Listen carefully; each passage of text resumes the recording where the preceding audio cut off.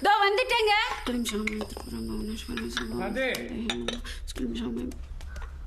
நேரம்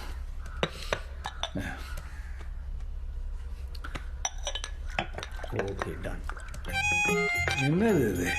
தோசை டிஃபன். ஒரு நிமிஷம்.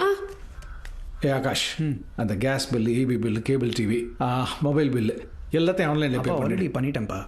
ஓ, நீ ஏன் நிற்கிற? நீங்க தானே நிக்க சொன்னீங்க.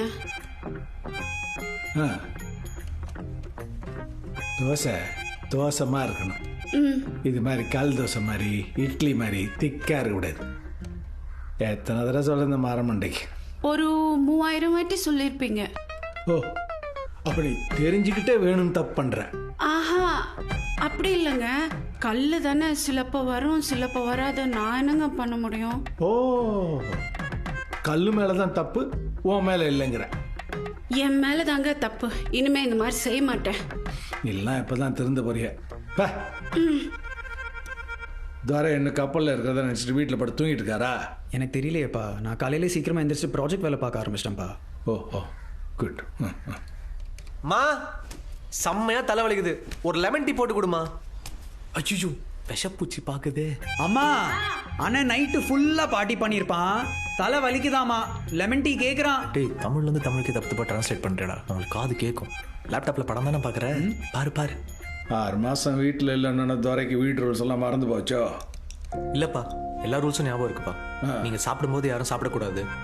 நீங்க சாப்பிட்டதுக்கு அப்புறம் தான் சாப்பிடணும். நீங்க வீட்டில் இருக்கும்போது யாரும் சத்தம் போட்டு பேசக்கூடாது. நீங்க பேசிட்டு இருக்கும்போது யாரும் குறுக்க பேசக்கூடாது. இந்த வீட்டில் நீங்க வச்சது தான் சட்டம். அதை மதிச்சு இந்த வீட்டில் இருக்கிறதா தான் இருக்கலாம். இல்லைன்னா இந்த வீட்டை விட்டு வெளில போயிடணும். அவ்வளோதானப்பா உங்க ரூல்ஸு. பரவாயில்லையே, எல்லா ரூல்ஸும் ஞாபகம் வச்சிருக்க. நீங்க கால் பண்ணும்போது கப்பலில் இருந்தால் கூட எஞ்சி நின்றுவோம்ப்பா. இல்லை, அப்போதானப்பா நெட்வொர்க் கிடைக்கும். உட்கார் உட்கார். அப்புறம் 6 மாதம் வெட்டியாக ஊர் சுற்ற போகிறீங்க, என்ன பிளானு? வெட்டியெல்லாம் ஊர் சுற்றலப்பா. இந்த 6 மாசத்துல கல்யாணம் பண்ணி செட்டில் ஆகலாம் முடிவு பண்ணிட்டேன்ப்பா. அம்மா கிட்ட தான் பொண்ணு பார்க்க சொல்லியிருக்கேன். அது சரி, இவ்வளோ பொண்ணு பார்த்து கல்யாணம் பண்ணிட்டு தான் நான் இப்படி உட்காந்துருக்கேன். ஆகாஷ், இவனுக்கு இந்த மேட்ரிமோனியல்ஸ் பொண்ணு பார்த்தோம். ஆமாப்பா. எல்லா டீட்டெயில்ஸும் உன்ட்ட காமி. மேட்ரிமோனி பொண்ணு? ஆனால் எல்லா பொண்ணுங்களோட ப்ரொஃபைல்ஸும் ஸ்லைட் ஷோவில் இருக்கு. மொத்தம் 72 ப்ரொஃபைல்ஸ். இந்தா 22 ப்ரொஃபைலா? ஐயோ, எல்லாத்தையும் செலக்ட் பண்ணிடலாம் போல இருக்கே. ஐயோ அப்பா, எனக்கு ஒரு 1 மணி நேரம் டைம் கொடுத்தீங்கன்னா மொத்தம் 72 ப்ரொஃபைலையும் பார்த்து ஷார்ட் லிஸ்ட் பண்ணி ஐடி செலக்ட் பண்ணி வச்சிருவேன். அதுக்கப்புறம் உங்களுக்கு யாரை பிடிச்சிக்கோ நீங்க செலக்ட் பண்ணுங்க. அம்மா, நீ யாரை செலக்ட் பண்ணாலும் எனக்கு ஓகேம்மா. உட்கார். இல்லப்பா, ப்ரொஃபைல். பதட்டப்படாத, உட்கார். 90s கிட்டுப்பா. அந்த 72 பேரில் யாருமே ஒன்று ஓகே பண்ணல, எல்லாருமே ரிஜெக்ட் பண்ணிட்டாங்க. எனக்கு மட்டும் ஏன் இப்படி கிரிஞ்சா நடக்குது?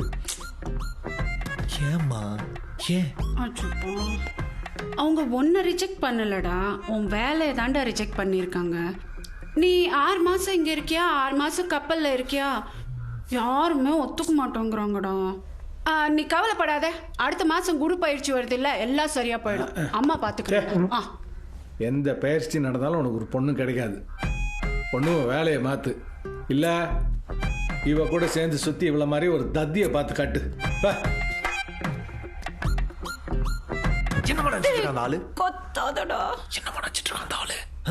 கல்யாணத்துக்காக நான் வேலையை விடணுமா? சின்ன வயசுல இருந்து கப்பல்ல வேலை செய்யறது ஆம்பிஷன் தெரியும்ல உனக்கு? டைட்டானிக்க தமிழ்லயே அத்தனை வாட்டி பார்க்கும் போதே தெரியும்டா. நீ கப்பலுக்கு தான் வேலைக்கு போறேன்.